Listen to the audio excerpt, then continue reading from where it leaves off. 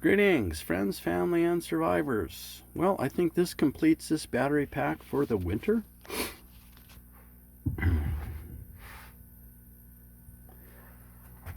Added some active balance boards, and I've done my research, and there's one video where a guy proves conclusively that these actually do take the higher cell and feed it to the lower cell groups. They're not resistive.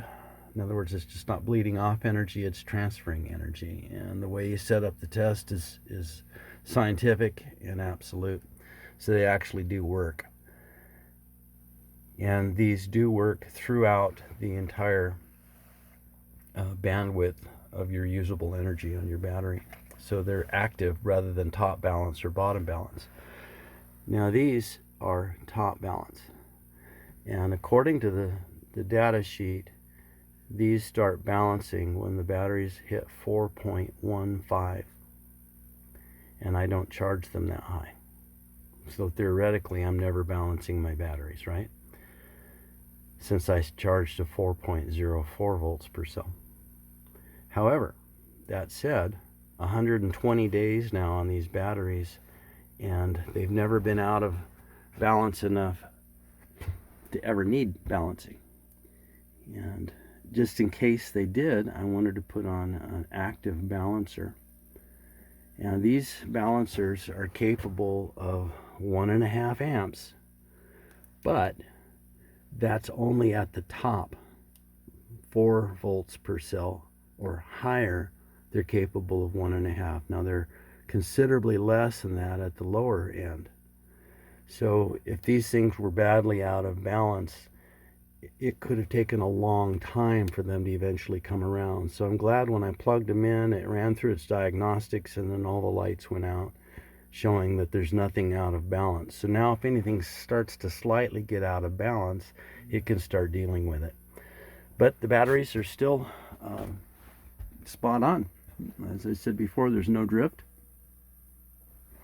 And it could be one of two things. It's either those are actually balancing at a lower voltage than they say, which I doubt, or the Tesla batteries are just by nature of design, if they're put together, balanced, and if they test all of the cells individually for capacity when they put them together, they should stay balanced. And that's the beauty of the Tesla design. Another beauty of the Tesla design is if you have excuse me, one cell go bad, each individual cell in a Tesla battery has its own fuse. So if you had one begin to short internally, rather than taking the 200 amp capacity and trying to dump it into that shorted battery causing a fire, it just pops its own fuse. The other thing is if one battery in the group has less capacity, it doesn't bring the whole group down. It's just one individual cell has less capacity. It doesn't bring the capacity of everything down together with it, which is pretty neat with this kind of design. And yes, there are inherent risks with it, but when you put in the safeties necessary to protect it, it reduces the risk. I know lithium ion phosphate is by far safer and the price is coming down on those, but it's still nothing that I was going to be able to afford. In my particular case, I was looking at buying 8 more L16 batteries, and I was going to go with roll surrot, and that was $3,200. So I thought, is there any way I can get the same amount of usable energy out of lithium ion for a similar price? So 8 L16 batteries is 21 kilowatts, and what I have here is 9 kilowatts. So it's considerably smaller, but with the 8 L16 batteries, I was only using the top 15%. So I wasn't using very much of them, trying to get them to last a long time.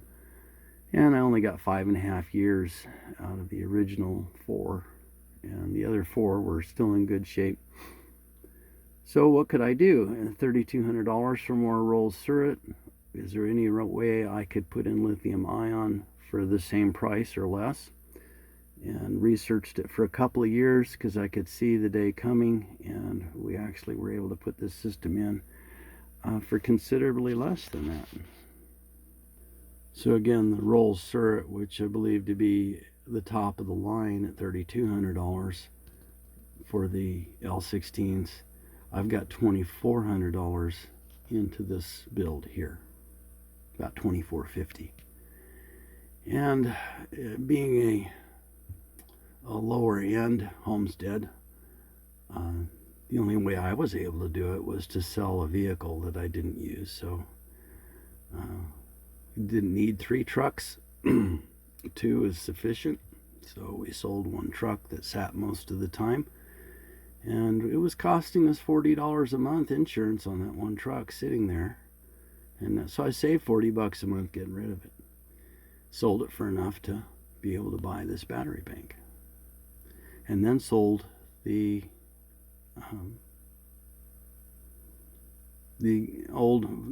4 of the good L16 batteries that I had. I just got $100 each for them. Actually, I gave the guy 6 of them, but so it averaged out. Got $2,000 for that old pickup truck, and got $400 for my old batteries, and $50 out of my pocket, and we're back in business. And that's how we roll. Have a blessed day.